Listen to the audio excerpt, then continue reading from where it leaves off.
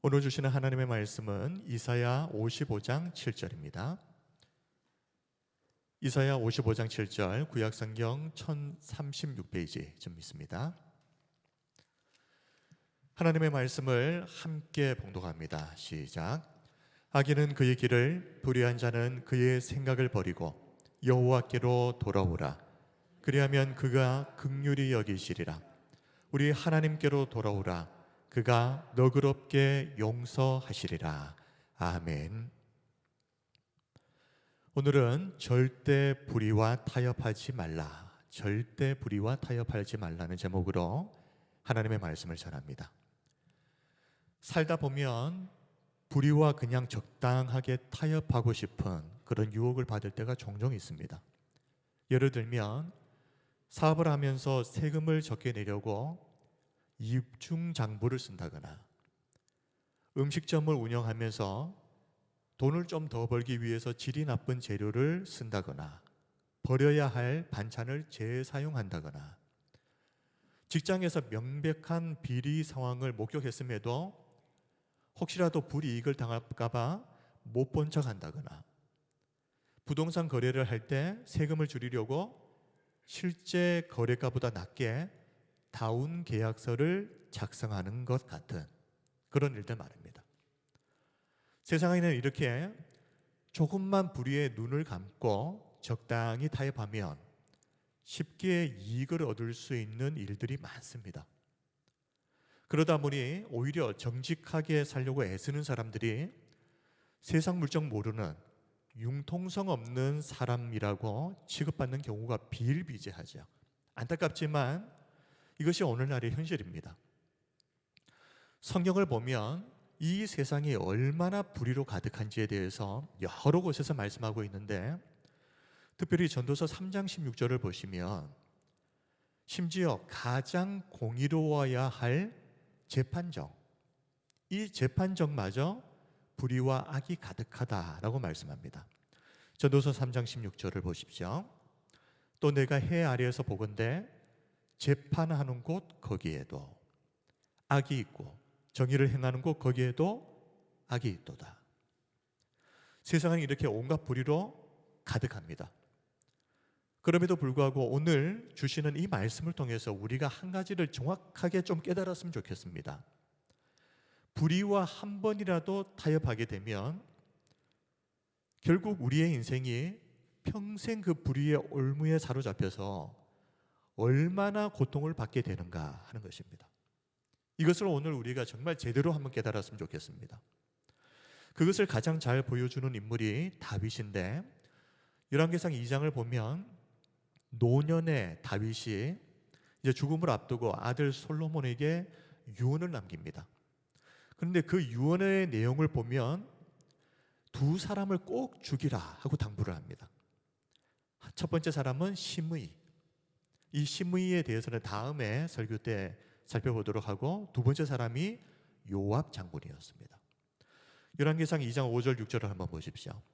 스루야의 아들 요압이 내게 행한 일, 곧 이스라엘 군대의 두 사령관 넬의 아들 아브넬과 에델의 아들 아마사에게 행한 일을 네가 알거니와, 그가 그들을 죽여 태평시대에 전쟁의 피를 흘리고 전쟁의 피를 자기의 허리에 띤 띠와 발에 신은 신에 묻혔으니 내 지혜대로 행하여 그의 백발이 평안히 소홀에 내려가지 못하게 하라.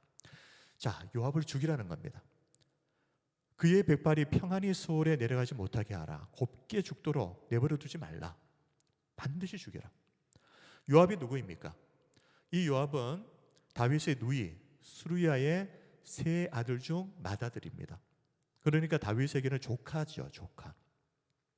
이 요압은 다윗이 아둘람 굴에서 사울을 피해서 도망자 생활을 할 때부터 이 다윗과 함께 생사고락을 함께 하면서 다윗 왕국을 세우는데 혁혁한 공을 세웠던, 오늘날로 치면 개국 공신입니다.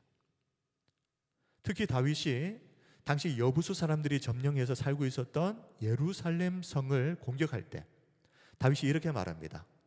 누구든지 먼저 이 성을 치는 자는 앞으로 우두머리와 지휘관으로 삼겠다. 그러자 그 말을 듣고 가장 먼저 요압이 앞으로 나아갑니다. 그리고 공을 세워서 다윗 군대의 총사령관이 되게 됩니다. 그 후에 암몬, 에돔, 모압, 아람과의 전쟁을 모두 승리로 이끌면서 다윗 왕조가 영토를 확장하는데 결정적인 공을 세웠던 사람이 누구라고요? 요압 장군. 자, 이처럼 이 요압은 다윗의 말이라면 자기 목숨을 걸고 충성했던 사람입니다. 그리고 전쟁터에서 누구보다 용맹스러웠던 사람이었습니다. 이 요압이 사실 좀 자기 마음대로 하는 그런 기질이 있긴 합니다. 그러나 다윗에게 얼마나 충성을 했는지 모릅니다. 그런데 다윗은 왜 이 요압을 죽이라고 솔로몬에게 유언까지 남긴 것이겠습니까?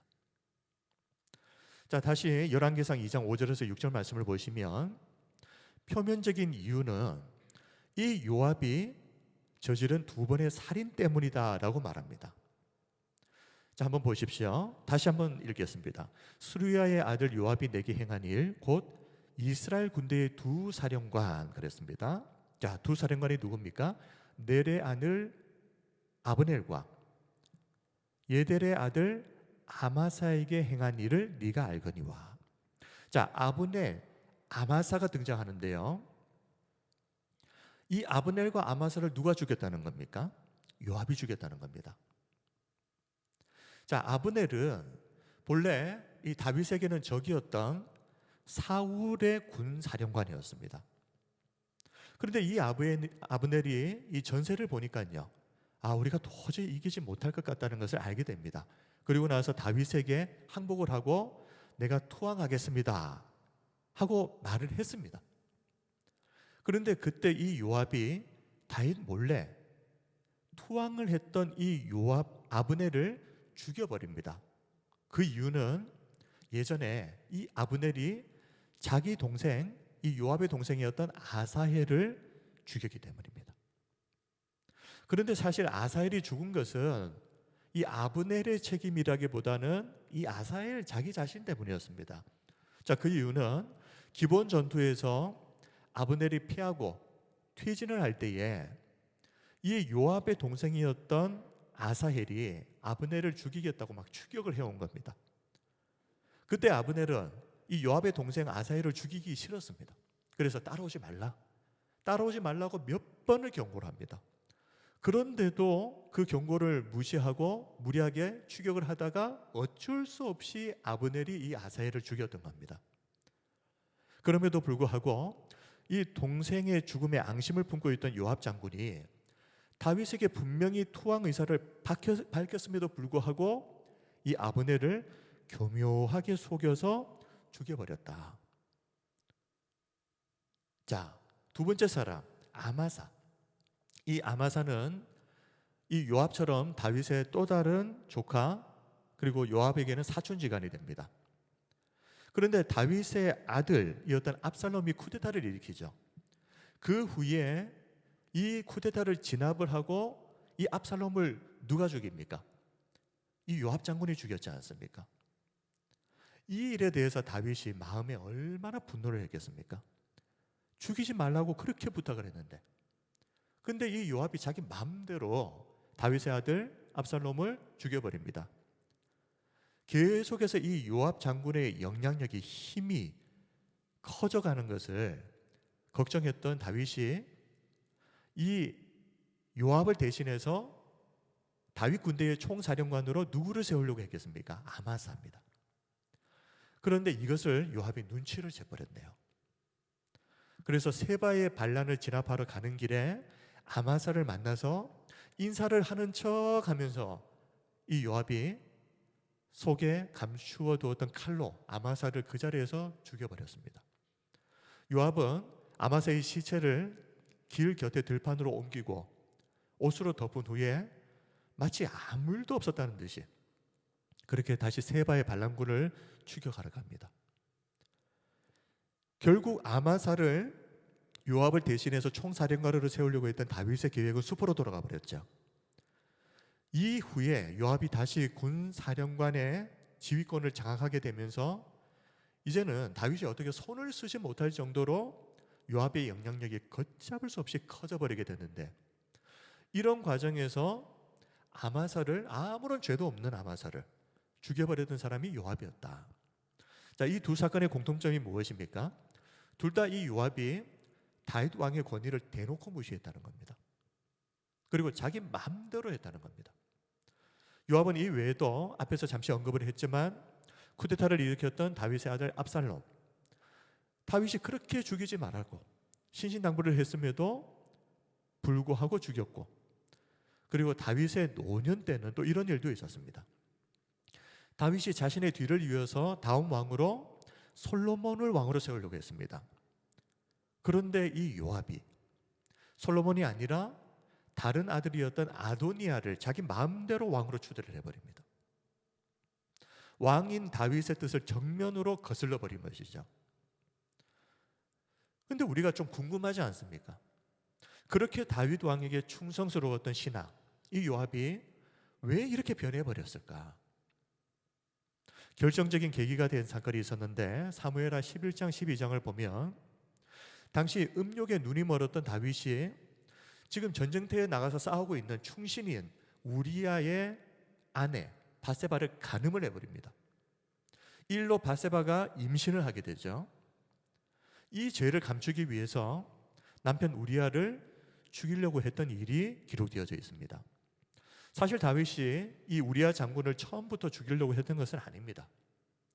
처음에는 전쟁터에 있었던 우리아를 예루살렘으로 불러들여서 집에서 아내 바세바와 잠자리를 갖게 하려고, 그렇게 해서 이 바세바가 임신한 아이가 우리아의 아이다라고 속이려고 했습니다. 그런데 눈치 없게도 이 우리아는 내 부하들이 지금 전쟁터에서 목숨을 걸고 싸우고 있는데 내가 어떻게 편히 집에 가서 쉴 수 있겠습니까? 그러면서 집에를 안 들어갑니다. 한사코 사양을 하자 결국 이 사건을 은폐하려고 했던 다윗의 계획이 실패를 해버리고, 뭐 아무리 말해봐야 우리아를 설득할 수 없다라고 결론을 내린 다윗은 정말 무서운 결정을 내리게 되는데, 요압 장군에게 밀서를 하나 보냅니다. 이 밀서의 내용은 우리아를 전쟁터에 가장 위험한 곳으로 보내서 죽게 하라는 것입니다. 이 밀서를 누구의 손에 들려서 보냅니까? 우리아의 손에 들려서 보냈습니다. 우리아는 자기 손에 들려진 이 밀서에 자기를 죽이라는 내용이 있다는 것도 모르고 그 밀서를 갖고 와서 요압 장군에게 전달을 합니다. 요압은 그 밀서를 보고 다윗의 명령대로 우리아를 최전방에 보내서 싸우고 있을 때 다른 군사들을 다 뒤로 물려버립니다. 그러다 보니 혼자서 싸우다가 거기에서 죽게 되는 것입니다. 고의적으로 죽게 해버린 겁니다. 요압 장군은 이 일을 보면서 우리아가 억울하게 죽은 후에 이 다윗이 아무 일도 없었다는 듯이 미망인이 된 바세바를 왕궁으로 불러들여서 아내로 삼는 이런 다윗의 모습을 보면서 바로 그때부터 다윗을 이 요압 장군은 대놓고 노골적으로 무시하기 시작했던 겁니다. 자신의 죄를 덮기 위해서 아무런 죄도 없는 충직한 부하까지도 사지로 내몰아 버리는 이 다윗을 보니까 요압 장군이 볼 때 이거 다윗 별거 아니구나, 내가 목숨을 걸고 충성할 만한 그런 사람이 못 되는구나, 이렇게 생각하면서 그때부터 다윗을 그냥 대놓고 무시를 해버린 겁니다. 그런데 다윗은 어떻습니까? 요압이 이렇게 자신을 무시하고 마음대로 한다는 것을 알지만 아무 말도 못하죠. 사무엘하 3장 39절을 보면 이런 말씀이 나옵니다.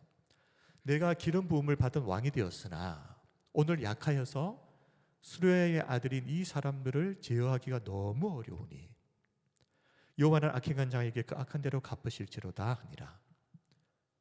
왕의 힘보다 요압의 군사령관의 힘이 더 커져버려서 내가 왕이지만 요압에게 아무것도 하지 못할 지경이 되어버렸다.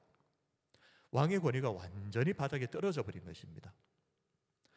앞에서 요압이 다윗을 대놓고 무시했던 일이 한두 번이 아니었다라고 말씀드렸는데, 여러 가지 일들이 있었지만 그 중에서도 다윗을 가장 분노하게 만들고 가장 치욕스럽게 만들었던 것이 아들 압살롬이 죽었을 때 있었던 일입니다. 요압은 압살롬을 살해합니다. 그런데 이 아들이 죽은 이 일로 다윗이 크게 슬퍼했을 때 요압이 다윗에게 뭐라고 말을 하는지 한번 보십시오. 이 요압이 자기 마음대로 압살롬을 죽여서 죄송합니다 하고 용서를 구한 것이 아니라 오히려 반대로 다윗 왕에게 이렇게 말합니다. 계속 이렇게 슬퍼할 것이면 내가 가만히 있지 않겠다 하고 협박을 합니다.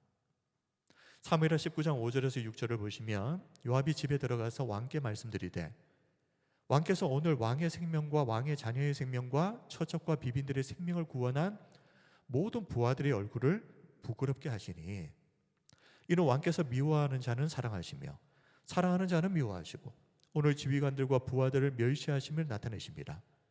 오늘 내가 깨달으니 만일 압살롬이 살고 오늘 우리가 다 죽었다면 왕이 마땅히 여기실 뻔하였나이다. 무슨 말이죠? 당신을 위해서, 다윗 당신을 위해서 우리가 목숨 걸고 싸웠는데 지금 부하들 사기 다 떨어지게 이게 뭐 하는 짓입니까? 그러면 압살롬이 살고 우리가 다 죽었어야 된단 말입니까? 그러면서 신하가 왕을 호되게 책망을 합니다. 그게 끝이 아니죠. 7절을 보시면 이제는 거의 반협박적으로 다윗을 몰아세웁니다. 이제 곧 일어나 나가 왕의 부하들의 마음을 위로하여 말씀하옵소서. 내가 여호와를 두고 맹세하옵나니 왕이 만일 나가지 아니하시면 오늘 밤에 한 사람도 왕과 함께 머물지 아니할지라. 그리하면 그 화가 왕이 젊었을 때부터 지금까지 당하신 모든 화보다 더욱 심하리이다. 이 무슨 말입니까? 지금 당장 일어나서 지금 압살롬 때문에 슬퍼하지 말고 지금 당장 일어나서 나가라는 겁니다. 나가서 부하들의 마음을 달래주라. 만약 그렇게 하지 않으면 오늘 밤에 한 사람도 왕의 곁에 머물러 있지 않을 것이다. 그러면 다윗이 지금까지 살면서 겪었던 고난들과는 비교도 할 수 없는 엄청난 어려움을 당신이 겪게 될 것입니다. 협박입니다. 협박. 그런데 다윗은 이런 말을 듣고도 아무런 장도 못합니다. 당연하죠. 요압이 만약 지금 입이라도 뻥끗하면 예전에 다윗이 우리아를 죽음으로 내몰았던 이 일이 만천하에 공개되어 버리니까 걱정하고 두려워했던 것입니다. 결국 다윗이 자신의 간음죄를 덮기 위해서 이 요압 장군의 칼을 빌렸던 이 불의와 타협했던 이 과거의 이 일은 다윗이 죽을 때까지 다윗을 옥죄는 올무가 되어서 괴롭힙니다. 우리는 오늘 이 다윗을 통해서 불의와 타협하는 것이 얼마나 큰 고통을 가져오게 되는지에 대해서 우리가 정말 제대로 좀 깨닫는 시간이 되었으면 좋겠습니다. 우습게 볼 일이 아닙니다. 살다 보면 그럴 수 있지. 아닙니다. 그 한 번 불의와 타협한 것이 평생의 올무가 되어서 우리를 죽을 때까지 괴롭힐 수 있습니다. 작은 불의는 괜찮다. 그렇게 우습게 여기다가는 큰일 납니다. 바늘 도둑이 소 도둑 된다는 속담이 있죠. 누가복음 16장 10절에서 예수님도 작은 것에 불의한 자는 결국 큰 것에도 불의하게 된다라고 경고하십니다. 지극히 작은 것에 충성된 자는 큰 것에도 충성되고 지극히 작은 것에 불의한 자는 큰 것에도 불의하니라. 그러니 작은 것을 우습게 볼 일이 아닙니다. 애초부터 성도는 그냥 이게 좀 불의한 일이겠다라고 생각되는 것은 그것이 아무리 작은 것이라고 할지라도 타협하지 않겠다고 결단을 해야 됩니다. 왜냐하면 그것이 시간이 흘러서 우리에게 어떤 고통을 안겨줄지 모르니까. 여담이긴 하지만 저는 우리 한국 속담 중에서 가장 성경적이지 못한 속담이 이거라고 생각하는데요. 개같이 벌어 정승같이 쓴다. 개같이 벌어서 정승같이 쓴다. 돈을 어떻게 벌든 상관없으니 일단 수단과 방법을 가리지 말고 일단 벌어라. 그렇게 벌어서 나중에 정승같이 같이 있게 쓰면 되는 거 아니냐, 이 말이지 않습니까? 그런데 성경적으로 보았을 때 이 속담은 정말 위험한 속담이 아닐 수 없습니다. 개같이 벌어서 정승처럼 쓰려고 하면 나중에 큰 일이 일어납니다. 하나님이 또 원하시는 것은 무엇입니까? 결과보다는 과정을 더 중요하게 여기시는 분이 하나님이십니다. 그러므로 우리는 정승같이 벌어서 정승같이 쓰는 사람이 되어야 됩니다.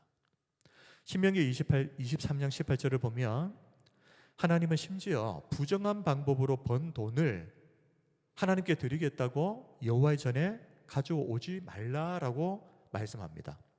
신명기 23장 18절, 창기가 번 돈과 개 같은 자의 소득은 어떤 소원하는 일로든지 내 하나님 여호와의 전에 가져오지 말라. 이 둘은 다 내 하나님 여호와께 뭐라고요? 가증한 것임이니라. 아무리 큰 액수의 헌금을 하나님께 드린다고 할지라도 그 돈이 불의와 타협해서 번 더러운 돈이라면 그 예물은, 그 헌금은 하나님이 절대 기쁘게 받지 않으신다. 하나님이 보시는 것은 헌금의 액수가 아니라 그 헌금이 얼마나 정직한 방법으로 번 돈인지를, 그 과정을 보십니다. 그러므로 아무리 많은 헌금한다고 해도 그것이 창기의 일을 해서 번 돈이고 개같이 번 소득이라면 우리는 하나님이 절대 기쁘게 받으시지 않는다는 것을 우리가 꼭 기억을 해야 됩니다. 하나님은 우리의 과정을 보십니다. 성경을 한 군데 더 보면 에스겔 28장 18절, 무역이 불의함으로 내 모든 성소를 더럽혔다라는 말씀이 나옵니다. 한번 읽어드리겠습니다. 내가 죄악이 많고 무역이 불의함으로 내 모든 성소를 더럽혔으며 네가 네 가운데서 불을 내어 너를 사르게 하고 너를 보고 있는 모든 자 앞에서 너를 땅 위에 죄가 되게 하였도다. 자, 무역이 불의함으로 내 모든 성소를 더럽혔다. 이 말씀은 이 앞에 말씀하고 똑같은 말씀이긴 합니다. 성도들이 돈을 벌긴 벌었는데 불의한 방법으로 무역을 해서 돈을 벌었다는 말이죠. 부정직하게 번 돈을 가지고 어떻게 했다는 겁니까? 그것을 가지고 하나님의 성전에 갖고 와서 헌금을 했다는 겁니다. 그런데 그 일이 하나님의 성소를 더럽히는 행위다. 그러므로 우리 성도 여러분, 많은 헌금을 하지 못해도 괜찮습니다. 적은 금액일지라도 정직하게 번 돈으로, 그리고 정성을 다해서 하나님께 헌금하는 우리 성도님들이 되시기를 바랍니다. 그러면 하나님께서 그 헌금을 다른 어떤 부자들이 불의한 방법을 통해서 번 돈으로 드리는 헌금보다도 하나님이 정직하게 벌어서 정성껏 올려드린 그 예물을 기쁘게 귀하게 받으실 줄 믿습니다. 우리 잠언 16장 8절을 같이 한번 읽습니다. 시작. 적은 소득이 공의를 겸하면 많은 소득이 불의를 겸한 것보다 나으니라. 아멘. 자, 말씀을 정리하겠습니다. 오늘은 절대 불의와 타협하지 말라, 절대 불의와 타협하지 말라는 제목으로 하나님의 말씀을 전했습니다. 사자, 이 사자는 아무리 배가 고파도 남이 먹다 남긴 고기나 썩은 고기를 절대 먹지 않습니다. 마찬가지로 거룩한 성도는 굶어 죽을지라도 어떠한 불의와도 타협하지 않고 끝까지 거룩함을 지키는 사람입니다. 지금도 기억에 남는 한 집사님에 대한 간증이 있는데요. 설렁탕 가게를 운영하셨던 한 집사님이 있었습니다. 그런데 이 집사님은 설렁탕 한 그릇을 끓여도 예수님 대접하는 마음으로 끓였습니다. 그래서 항상 최고의 재료만 사용합니다. 자, 설렁탕을 끓이려면 이제 뼈를 고아야 되는데 좋은 뼈가 어떤 뼈냐? 10시간을 끓여도 누런 국물이 나오지 않는 뼈, 이게 좋은 뼈랍니다. 근데 어느 날 10시간을 끓였는데 누런 국물이 나오는 겁니다. 그래서 뼈를 팔았던 그 제공했던 사람에게 전화를 걸어서 항의를 했습니다. 아니 10시간을 끓였더니 누런 국물이 나옵니다. 그러니까 이 사람이 사과를 하면서 오늘 하루만 좀 커피 프림을 타면 안 되겠느냐고 그렇게 사정을 하더랍니다. 보통 사람 같았으면 그렇게 했겠죠. 그런데 이 집사님은 그 다음날 가게 문을 닫아버립니다. 그리고 가게에 이렇게 써붙였습니다. 오늘은 재료가 나빠서 장사를 못합니다. 이 집사님은 불의와 대충 타협하면서 넘어가지 않았던 겁니다. 이것이 그 집사님에게는 하나님 백성으로서의 긍지이자 자존심이었습니다. 하나님이 이런 가게에 어떻게 복을 주시지 않겠습니까? 이렇게 하나님 말씀대로 살려고 애쓰고 몸부림치는데 하나님이 어떻게 이런 가게에 이런 분에게 복을 주시지 않겠습니까? 우리들도 불의한 것과는 절대 타협하지 않는 이 성도의 긍지와 자존심을 지켜내는 우리 그런 성도들이 다 되었으면 좋겠습니다. 그런 우리를 보면 세상 사람들은 분명히 이렇게 이야기할 겁니다. 참 융통성 없는 답답한 사람들. 그러나 작은 불이라고 쉽게 생각하고 타협했다가 기억하십시오. 그것이 평생의 올무가 되어서 우리를 괴롭힐 것입니다. 반대로 어떤 일이든지 세상 사람들이 좀 답답하다 할 정도로 그렇게 정직하게 행하면 하나님께서 그를 인정하시고 온 세상 가운데 높여주실 줄 믿습니다. 보디발의 집에 노예로 팔려갔던 요셉은 여주인이 유혹했을 때 그 불의와 조금도 타협하지 않습니다. 그래서 어떻게 됐습니까? 그 일로 억울한 누명을 뒤집어쓰고 2년 이상을 감옥에 갇히는 수모를 겪게 됩니다. 다니엘은 또 어떻습니까? 왕 외에는 어떤 신에게도 기도하지 말라. 그때 당시 페르시아 제국의 왕이었던 다리오 왕이 명령합니다. 그런데도 불구하고 다니엘은 자신의 신앙을 조금도 타협하지 않겠다는 이유로 사자굴에 던져지는 것을 선택합니다. 요셉과 다니엘을 한번 보십시오. 세상 사람들이 볼 때 정말 융통성 없는 답답해도 너무 답답한 사람들 아닙니까? 요셉이 그냥 조금만 타협했다면 억울한 누명을 쓰고 감옥에 갇힐 일도 없었을 것입니다. 다니엘도 마찬가지죠. 조금만 타협했다면 뭐 예를 들면 왕 앞에서는 네, 기도하지 않겠습니다라고 말하고 숨어서 기도하면 되는 거 아닙니까? 그런데도 불구하고 다니엘은 그런 조금의 타협도 하지 않고 사자굴에 떨어지는 것을 선택합니다. 그러니 세상 사람들이 보았을 때는 예수 믿는 사람들, 하나님의 자녀라고 하는 사람들, 정말 융통성 없고 답답한 사람들 꼭 저럴 것까지 해야 되나? 그런 말을 할 만도 합니다. 그러나 하나님은 이렇게 답답할 정도로 어떤 불의와도 타협하지 않았던 요셉과 다니엘을 결국 모든 세상 사람들이 우러러 보도록 높여주십니다.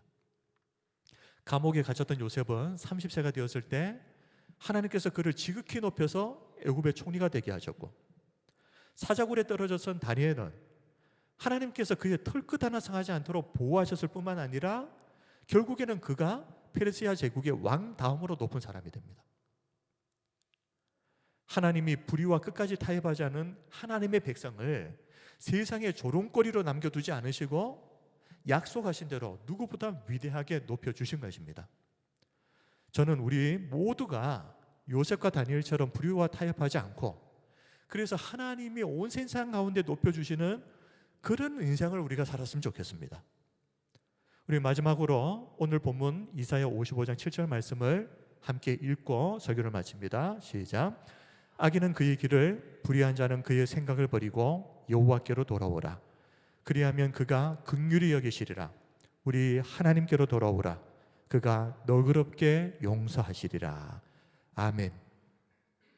혹시라도 지금까지 살아오면서 이 정도는 괜찮겠지 하면서 불의와 적당히 타협하셨던 적이 있습니까? 그렇다면 이제는 그 모든 불의한 생각을 버리고 회개하고 자비하신 하나님께로 돌아오시길 바랍니다. 그러면 하나님께서 우리를 긍휼히 여기시고 너그럽게 용서해 주실 것입니다. 그리고 다시 한번 우리에게 의로운 삶을 살 수 있는 기회를 주실 것입니다. 그러니 이미 버린 인생이라고 생각하지 마시고 자비로우신 하나님을 믿고 회개하고 돌아와서 하나님이 다시 우리에게 주시는 그 기회를 붙잡으시기 바랍니다. 그렇게 우리가 정직한 삶을 살게 되면 세상 사람들부터는 조롱을 받을지 모르겠지만 결국은 하나님이 높여주시는 인생이 될 줄 믿습니다. 저와 우리 모든 성도님들이 그런 인생을 사는 은혜와 복이 있으시기를 주님의 이름으로 축원합니다. 아멘. 우리 하나님께 찬양 드리고 기도합시다.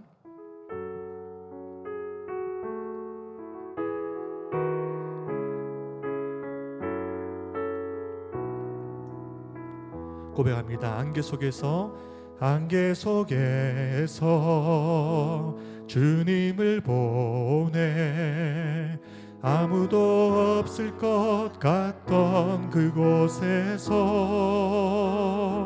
손 내미셔서 나를 붙드네 길 잃고 쓰러져 가던 그곳에서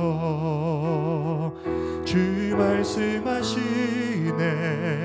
내 손 잡으라고 내가 곧 길이요 진리 생명이니 나 그 길을 보내 주 예비하신 곳 다른 길로 돌아서지 않으리 예수의 길 그 좁은 길 나는 건네 주 손잡고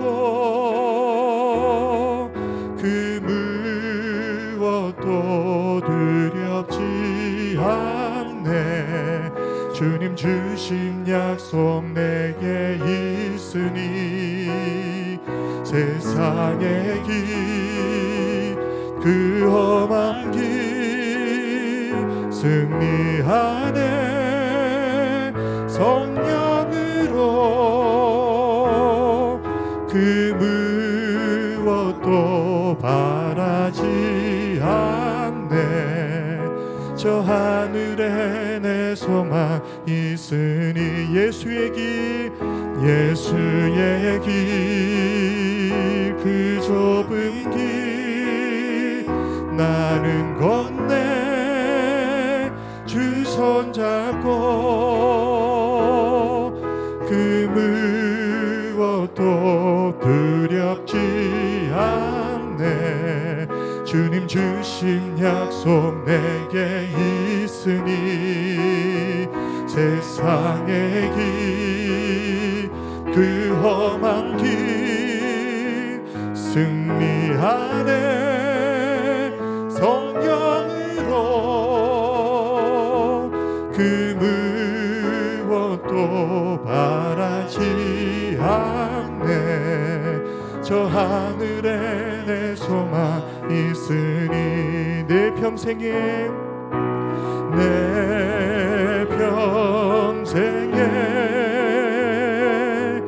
그 이름을 그의 선하심을 세상에 노래합니다 그 이름에 그 신능력 영원한 생명이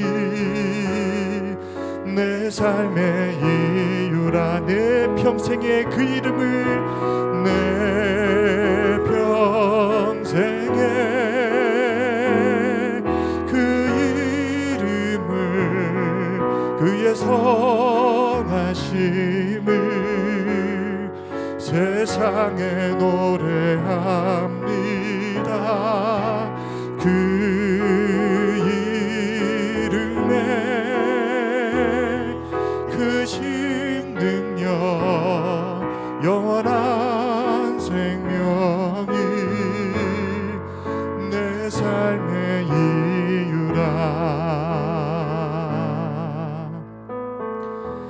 우리 말씀을 기억하면서 우리 합심해서 기도하겠습니다. 세상 사람들은 이 정도 되는 것은 적당히 타협하면서 살아도 된다 말합니다. 그러나 오늘 우리가 다윗을 통해서 볼 수 있듯이 우리가 작은 불의와 타협하게 될 때 그것이 작은 것일지라도 평생의 올무가 되어서 우리를 죽을 때까지 괴롭힐 수 있습니다. 우리가 이 시간 결단을 합시다. 세상 사람들이 좀 답답하다, 융통성 없는 답답한 사람이라 조롱할 정도로, 그렇게 조롱할 정도로 하나님, 우리가 하나님 자녀로서의 자긍심과 긍지, 그 자존심을 지키면서 답답할 정도로 정직하게 살아가는 그런 성도의 삶을 살게 해 주옵소서. 그리하여 하나님이 온 땅 가운데 요셉과 다니엘처럼 높여주시는 그런 위대한 인생 살게 해 주옵소서. 우리 함께 우리 통성으로 기도하겠습니다. 거룩하신 우리 하나님 아버지, 오늘도 하나님 앞에 나와 살아계신 하나님의 진리의 말씀을 드리면서 우리의 삶을 돌아보며 다시 한번 결단하게 하시니 감사합니다. 개같이 벌어서 정승같이 쓰는 사람이 아니라 정승같이 벌어서 정승같이 쓰는 그런 하나님의 백성으로 살게 하여 주시옵소서. 다윗처럼 불의와 타협함으로 평생 그 올무에 묶여서 고통받는 인생이 아니라 요셉과 다니엘처럼 어떤 상황 속에서도 타협하지 아니하고 하나님의 백성으로 자긍심과 자존심을 지키며 결국 하나님이 높여주시는 위대한 인생 살 수 있게 하여 주시옵소서. 그리하여 우리의 삶을 통하여 세상에 하나님의 살아계심이 증거되게 하시고 주님의 이름이 높임을 받으시는 통로가 되게 하여 주시옵소서. 오늘도 저희들을 인도하여 주셔서 말씀을 듣게 하시니 감사합니다. 혹시라도 불의와 타협한 것이 있다면 자비로우신 하나님 앞에 회개하고 다시 한번 우리에게 기회를 주시는 그 하나님 앞에 나아갈 수 있도록 은혜 베풀어 주시옵소서. 아버지 하나님, 우리의 인생을 주님의 능력의 팔로 붙들어 주옵소서. 예수님 이름으로 기도드립니다. 아멘. 영광과 찬양을 받으시기에 합당하신 참 좋으신 우리 하나님 아버지, 우리가 오늘 다윗을 통하여서 불의와 타협하게 될 때 그것이 평생의 올무가 되어서 죽을 때까지 우리를 괴롭힐 수 있다는 것을 우리가 정말 좀 제대로 깨닫고 살아가는 우리의 모든 인생이 어떤 불의에도 타협하지 아니하고 요셉과 다니엘처럼 하나님 앞에 하나님의 백성으로서의 자긍심과 자존심을 지키는 정직한 삶을 살아내는 우리 모두가 되게 하여 주시옵소서. 그리하여 세상 사람들로부터는 조롱과 멸시를 받을지라도 결국은 하나님께서 높여주시는 위대한 인생 살게 하여 주시옵소서. 살아계신 예수님 이름으로 기도드립니다. 아멘.